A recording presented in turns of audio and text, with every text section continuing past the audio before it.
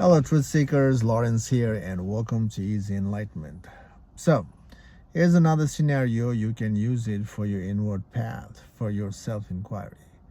And the scenario is listening to the conversation, listening without interrupting the conversation, listening without judging or labeling the conversation, just completely listening. And you can especially do this when you're listening to the stranger's communication, isn't it? Isn't it? Because you don't know them, you don't have to be part of the conversation, you can just listen. It's easier. And you can do this anywhere in the public places, isn't it? You can do this when you're in the restaurant. You can do this in the public park. You can do this in the public transportation. People are always having communication. You can just drop your ears and just listen. It's easy. If you feel creepy to listen to the people's communication, then you can listen to your own family's communication. You know how they communicate. You can listen to the communication that your friends are having or your colleagues, whichever you choose. But learn to listen. Listen to the dynamic flow of the communication. In the communication, there's always that change of mood, change of tone, depends on what they are sharing, isn't it? Sharing about the joy has a different tone. Sharing the communication on the struggle, there's a different tone, mood. So, give yourself today to listening to the conversation. And again, do not interrupt. Just pause and listen. That's all you need to do. After listening to the conversation for a certain period, for a certain time, then here's the next step you need to do. You need to impose the question to yourself and ask yourself, do I do that? And the answer is definitely yes. The way the people are having conversation, you are also having the conversation in the same way. Same way. And everybody is pretty much sharing their drama of their life. And you, when you are having conversation with your friends, family, whoever you are having conversation, you are also sharing your drama, sharing your experience, sharing your side of the story. So you do. Okay, the world is moving in that direction. You move in the same direction. Every human being is doing the same thing because that's how outer world functions. You know, we participate in the conversation to learn things, and also we participate in the conversation just for the sake of conversation because it's fun. It's fun. So that's why the conversation is there. But today you ask yourself, why do I do that? You do it. Let's not pretend you don't do it. We do it. Okay? Even the people who can't speak, they do as well with the sign language. They're communicating. So every human being does it with the voice or without the voice. So the conversation is there. So we all do it. You ask yourself, why do I do it?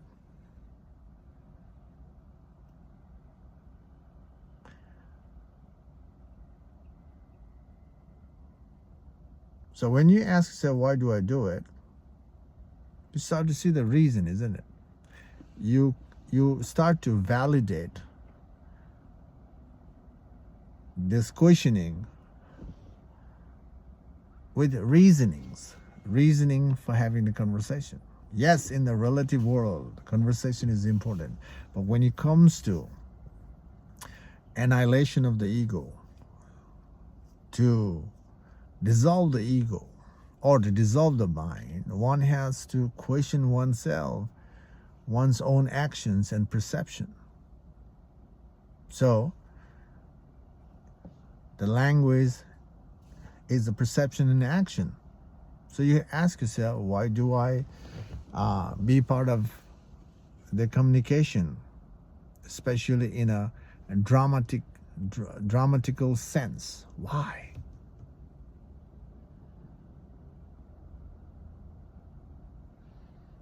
So when you ask why am I being part of so and so conversation, there's a reason for it. Today you will go through certain scenarios in your life. I hope you'll catch it. If you learn to witness yourself, you'll catch yourself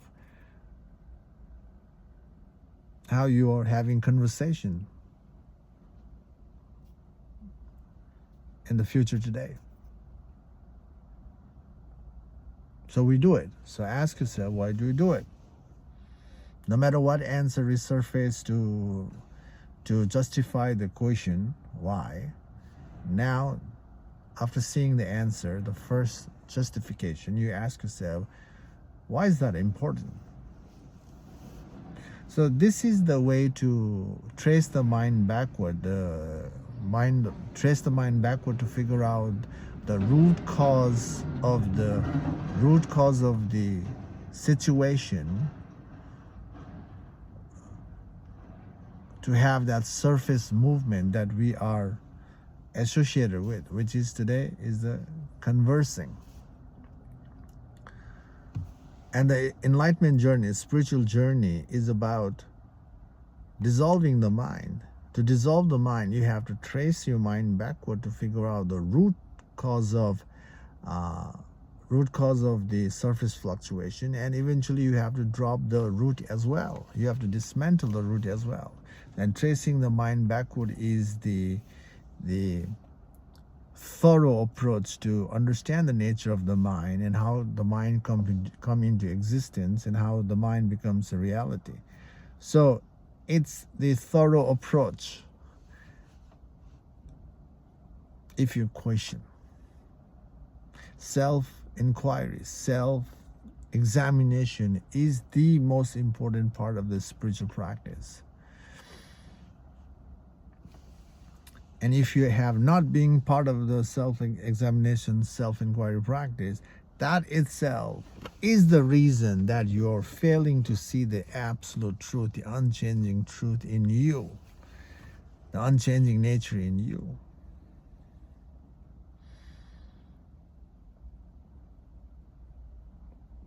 You have the reference that the enlightenment is about dissolving the mind. But whatever approach you're applying to dissolve the mind is not really helping you to dissolve the mind right now, isn't it? That's the reality. Especially meditation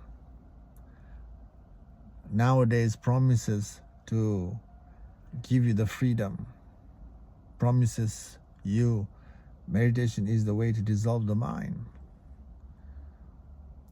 Is it really true though?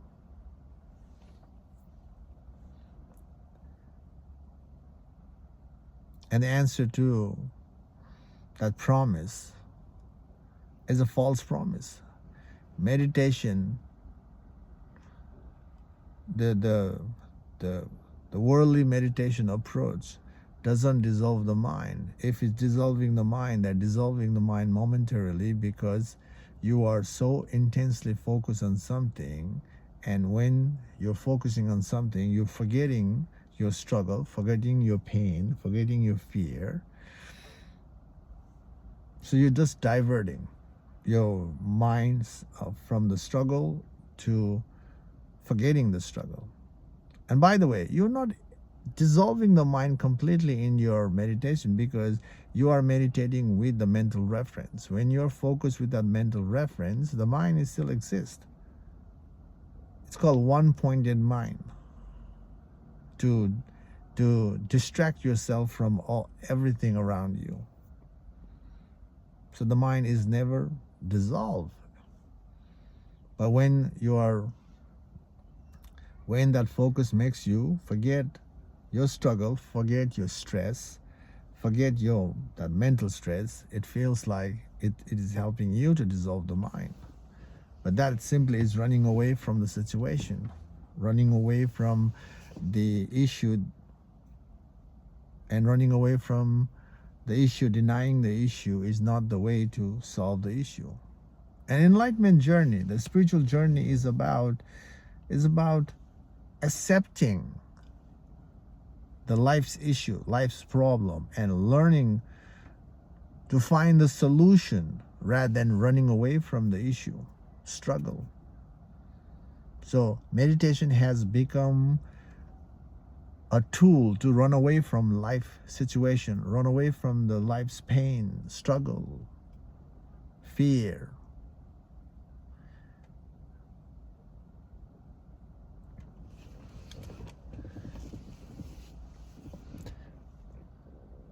When you are so focused in your meditation, the meditation, in that intense focus, the body and mind, the body starts to hyperventilate, and that's where that point of focus dissolves, and then you are experiencing the moment of no mind. But when you are going to the moment of no mind, right away that you notice that there's no mind, that mind comes right away. Or when when the body is going through the hyperventilation, then there's a mystical experience.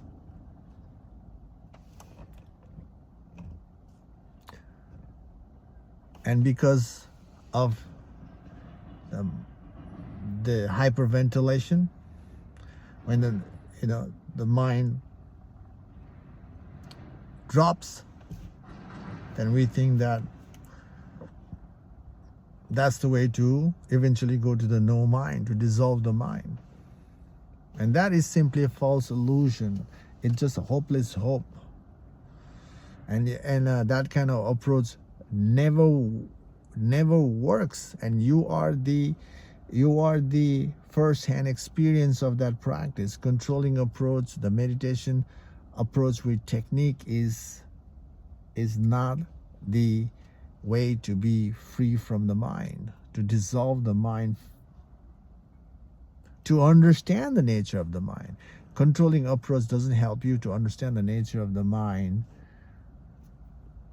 When you don't understand the nature of the mind, you cannot drop the mind. To drop the mind, you have to understand the mind, how the mind comes into existence, and how the mind becomes a reality. You have to understand that. And most of the worldly meditation doesn't teach you that. The worldly meditation is about technique.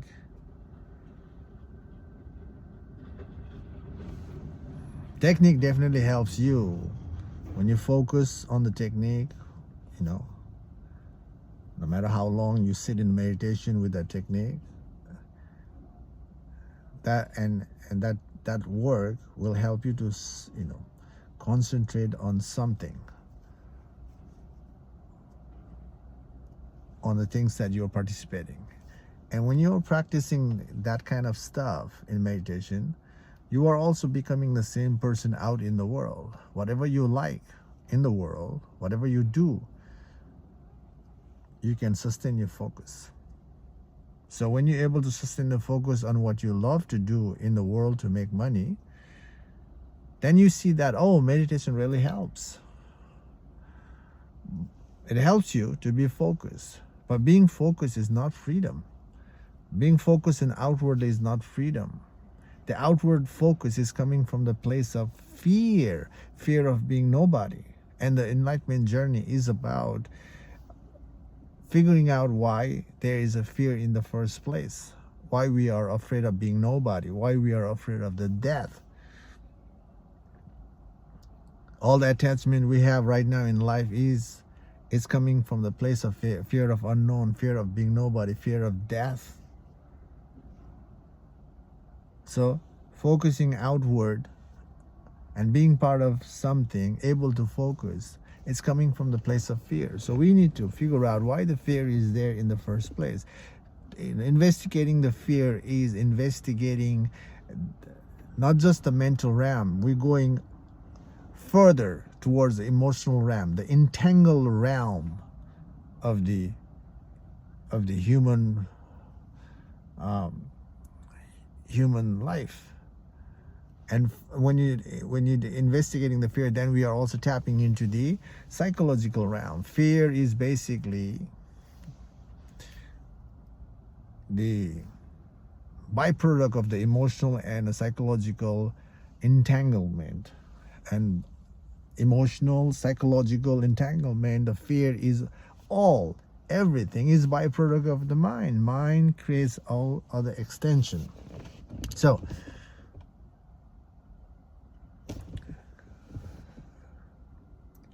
we need to investigate. Self-examination is the way to understand the nature of the mind, and from that we can simplify the life. And after simplifying the life, we create more space to deepen the inward path. And that's the way to do it. So if your meditation is working as escape to run away from the situation, and if you continue to do that, you are contradicting your own idea of freedom, contradicting your true freedom, or contradicting your true self. Let's put it in that way. You're contradicting your own true nature.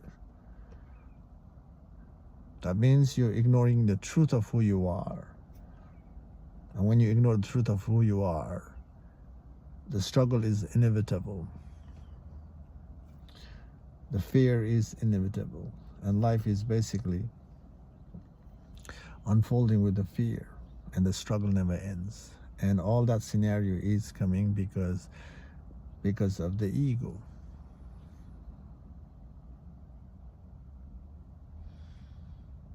So let's go back to the concept today. Learn to listen to the conversation, the dynamic of the conversation, and ask yourself, I do exactly the same thing. Why do I do it? So if you question yourself, the questioning will help you to understand the nature of the mind. It will help you trace your mind backward to figure out the root cause of the surface movement. And once you see the root, you have to dismantle the root as well. And that's the way to figure out the absolute truth in you. So any scenario in your life, you can use it for self-inquiry to move inward. And today, you can listen and then reflect, point the fingers at yourself, and work on yourself. Okay, I hope this video makes sense to you. Thank you for watching this video, and I'll see you in the next video. Take care for now. Bye.